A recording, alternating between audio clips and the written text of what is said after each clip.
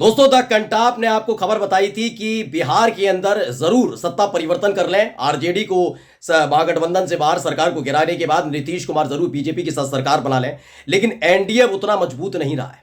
मैंने पहले ही बताया था कि एनडीए में कई ऐसे साथी हैं जो अब टूटने की कगार पर खड़े हुए हैं, लेकिन सबको इंतजार था कि जब तेजस्वी यादव पूरे बिहार के अंदर जनविश्वास यात्रा निकालेंगे, उसको देखेंगे। यही नहीं, जो 3 तारीख को महागठबंधन की रैली हुई है उसको देखा जाएगा और उसके आधार पर फैसला लिया जाएगा। और देखिए, खबर निकलकर सामने आ चुकी है कि एनडीए के 2 बड़े साथियों ने बड़ा ऐलान कर दिया है, वो भी मोदी जी के सामने, यानी बगावत तेज।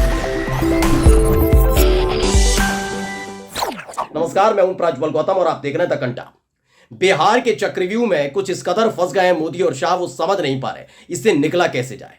ये बात मैं इसलिए कह रहा हूं दोस्तों, क्योंकि पहले नीतीश कुमार, जिनका नाम पहले से ही पलटू राम है, उनको तोड़कर अपने साथ लाकर सरकार में आकर वैसे ही अपनी फजीयत करा ली है। यानी जनता के बीच एक ऐसा संदेश गया है भारतीय जनता पार्टी को लेकर, अब बीजेपी को जनता पसंद नहीं कर रही है। कई और ऐसे काम किए गए हैं बीजेपी की तरफ से जिसको लेकर बिहार की जनता खासी नाराज चल रही है, लेकिन इन सब के बीच एनडीए के साथियों ने एक बड़ा फैसला लिया है। आज वही खबर आपको दिखाने जा रहा हूं। सबसे पहले हिंदुस्तान की खबर पढ़ लीजिए। पीएम मोदी की रैलियों में साथ नहीं दिखे चिराग पासवान और उपेंद्र कुशवाहा, बिहार एनडीए में क्या चल रहा है। दरअसल आपको याद होगा कि 2 मार्च को प्रधानमंत्री नरेंद्र मोदी बिहार के दौरे पर थे। इस दौरान उन्होंने 2-3 रैलियां की थी अलग अलग जगह। उनकी रैली में आपने लगातार नीतीश कुमार को देखा होगा, नीतीश कुमार को खींचकर अपने साथ माला में लाते हुए देखा होगा। नीतीश कुमार उधर से कहते नजर आए कि मोदी जी अब ध्यान रखिएगा, हम पिछली बार गायब हो गए थे, अब कहीं गायब नहीं हूं। तमाम तरह के वादे किए जा रहे हैं, तमाम चीजें हो रही हैं, लेकिन उस मंच पर नजर कभी आप दौड़ा कर देखिए। दोबारा मैं चाहूंगा आप मेरी वीडियो को पॉज करें और जाकर गूगल पे जाकर सर्च करें, कहीं एक तस्वीर में जो जो दिखे बताइए।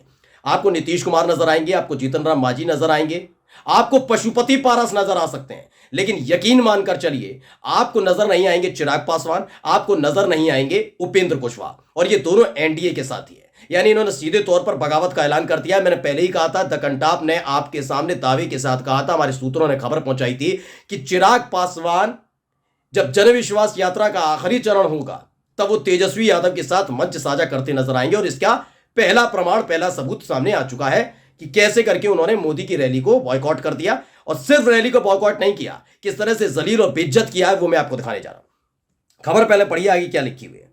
लिखा है, प्रधानमंत्री नरेंद्र मोदी के बिहार दौरे के दौरान बीजेपी और जनता दल यूनाइटेड ने एकजुटता दिखाने की कोशिश की, मगर लोकसभा चुनाव से पहले बिहार एनडीए में सब कुछ ठीक नहीं चल रहा है।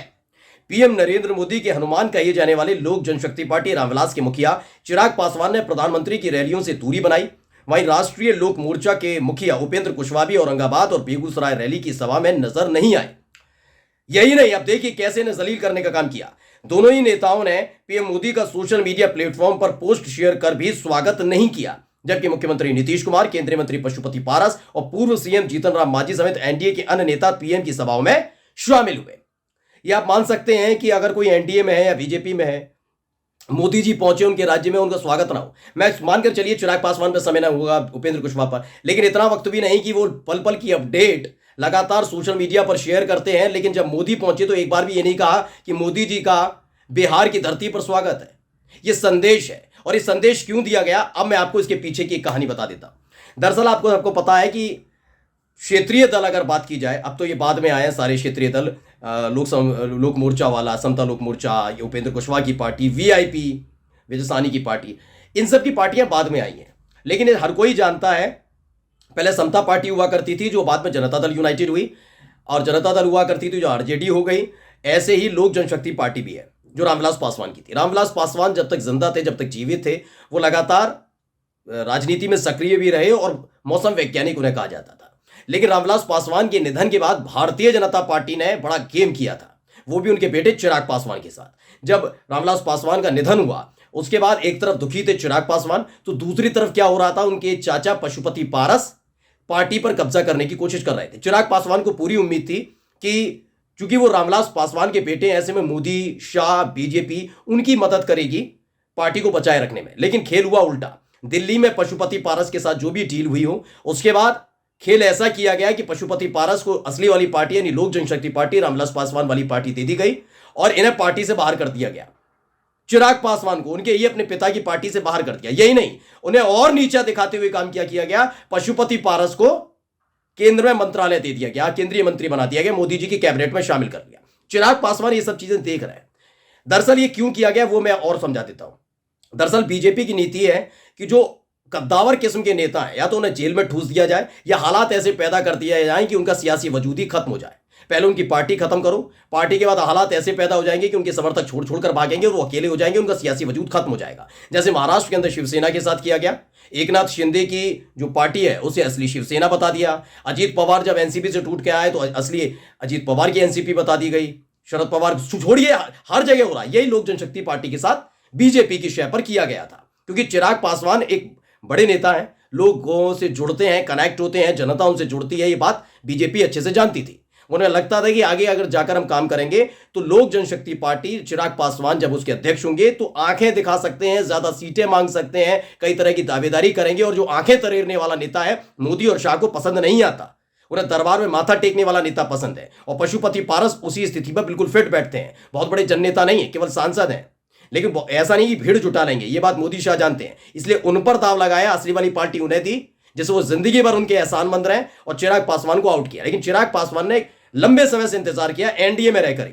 पहले उन्होंने लोक जनशक्ति पार्टी रामविलास बनाई और उसके बाद एनडीए में रहते हुए, जबकि चाचा भी उसी एनडीए में शामिल है, इंतकाम का इंतजार कर रहे थे। यह वक्त बिल्कुल मुफीद था जब इंतकाम का वक्त आया।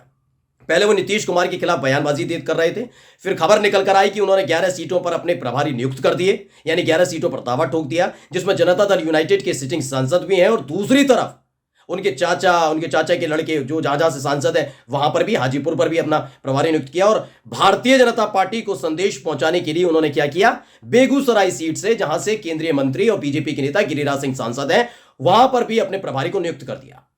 यह काम किया गया चिराग पासवान की तरफ से, और खुद यात्रा निकालकर टटोला भी है जनता के मन को कि अगर वो अकेले आते हैं और तेजस्वी के साथ या कांग्रेस के साथ जाते हैं तो कितना उनके लिए मुफीद रहेगा, उनकी राजनीति के लिए मुफीद रहेगा। ये तमाम चीजें जान चुके हैं, परख चुके हैं चिराग पासवान, और इसीलिए जब वक्त आया मोदी के साथ खड़े होने का तो मोदी की रैली में शामिल नहीं हुए, पहली चीज। दूसरे हैं उपेंद्र कुशवाहा। उपेंद्र कुशवाहा जो लगातार अपनी पार्टी का वही नाम रखना चाहते थे। इनकी पार्टी का जो नाम था दोस्तों, अब ये हो गया है मोर्चा के नाम से, जबकि राष्ट्रीय लोक मोर्चा की जगह दूसरा नाम रखना चाहते थे, चुनाव चिन्ह चाहते थे, दोनों को ही खारिज कर दिया गया। इसको लेकर बड़े नाराज चल रहे थे उपेंद्र कुशवाहा। जिसके बाद इन्होंने 2 सीटों पर दावेदारी ठोकी, काराकाट सीट पर, जहानाबाद सीट पर दावेदारी ठोकी, और यह बताया कि इस बार एनडीए में रहना इनके लिए मुश्किल होने जा रहा है। यानी इनकी भी नजर, इनकी सीधी नजर तेजस्वी यादव की रैली पर टिकी हुई है। और ये दोनों ही नेता, चिराग पासवान हो या फिर उपेंद्र कुशवाहा, दोनों के दोनों की नीतीश कुमार से बनती नहीं है सीधे तौर पर। बीजेपी ने उनके साथ जो किया वो तो है ही है, लेकिन दोनों की नीतीश कुमार से नहीं बनती है। खबर निकल कर आ रही है कि ये कि सिर्फ संदेश नहीं है, बल्कि एनडीए में फूट का सबसे बड़ा तगड़ा सबूत है। आने वाले दिनों में हो सकता है 2, 4, 5 दिन के अंदर, या फिर जिस दिन जन विश्वास यात्रा तेजस्वी यादव की समापन होगा उसका, उस वक्त ये दोनों नेता एक साथ तेजस्वी यादव के साथ मंच साझा करते नजर आएंगे। नमस्कार।